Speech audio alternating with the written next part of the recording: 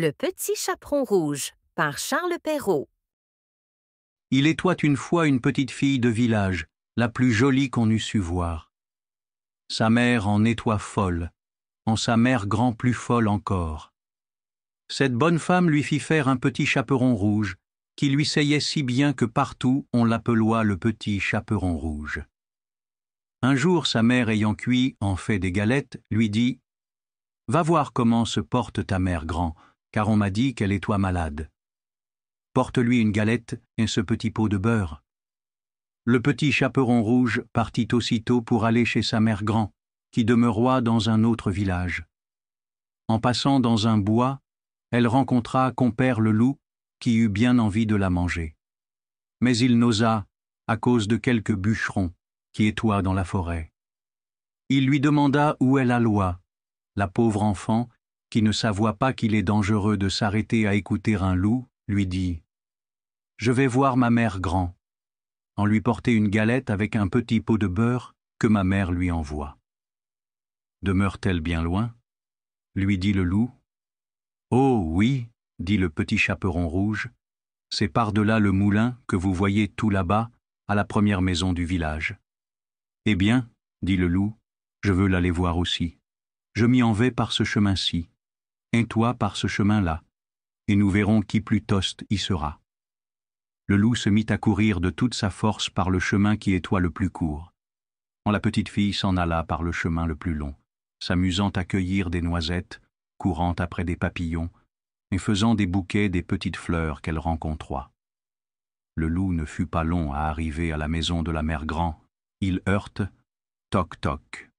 « Qui est là ? » ?»« C'est votre fille, le petit chaperon rouge, qui vous apporte une galette et un petit pot de beurre que ma mère vous envoie. » La bonne mère grand, qui étoit dans son lit à cause qu'elle se trouvoit un peu mal, lui cria « Tire la chevillette, la bobinette chéra. » Le loup tira la chevillette et la porte s'ouvrit.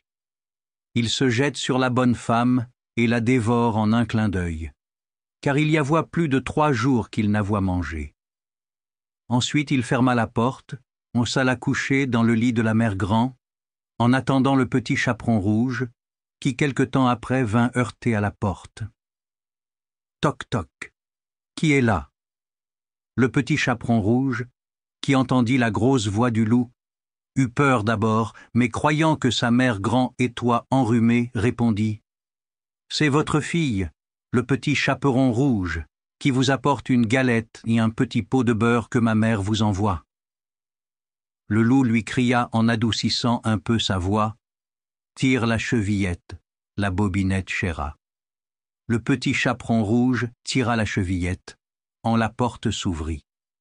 Le loup, la voyant entrer, lui dit en se cachant dans le lit sous la couverture « Mets la galette et le petit pot de beurre sur la huche, et viens te coucher avec moi. » Le petit chaperon rouge se déshabille et va se mettre dans le lit, où elle fut bien étonnée de voir comment sa mère grand étoit faite en son déshabillé.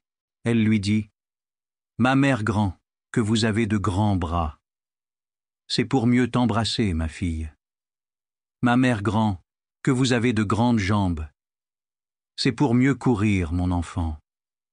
Ma mère grand, que vous avez de grandes oreilles. C'est pour mieux écouter. Ma mère grand, que vous avez de grands yeux. C'est pour mieux voir, mon enfant. Ma mère grand, que vous avez de grandes dents.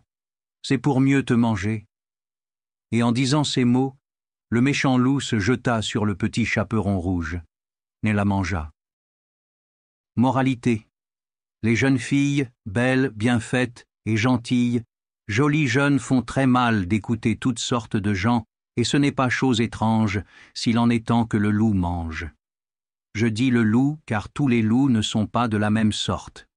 Il en est d'une humeur accorte, sans bruit, sans fiel et sans courroux, qui, privés, complaisants et doux, suivent les jeunes demoiselles jusqu'à leur maison. Mais hélas, qui ne sait que ces loups doucereux de tous les loups sont les plus dangereux.